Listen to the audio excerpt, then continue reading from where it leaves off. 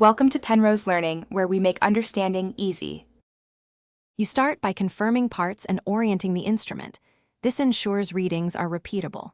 First, set the retet to the current date so the star positions match the plate. This aligns celestial coordinates with the horizon. Then grip the astrolabe by the ring, hold it vertically, and use the alidade to sight a bright star or the sun. Once you record the altitude, write it down. That measured angle is the critical input for the next calculation, and it must be accurate. With the observed altitude in hand, you now translate it into a position. Rotate the rule to match the star's azimuth on the retet. Read the altitude against the limb degrees to confirm your initial sighting.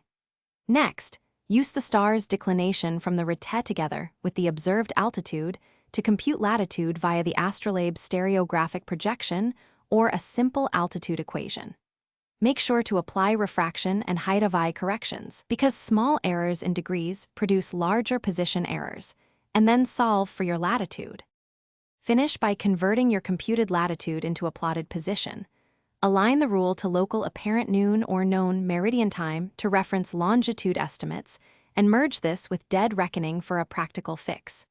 To increase certainty, measure a second star at a different hour angle and reconcile both latitudes. Consistent results validate your position. If things go wrong, if values jump or don't match, resight carefully. Ensure the astrolabe hangs perfectly vertical and check your refraction correction.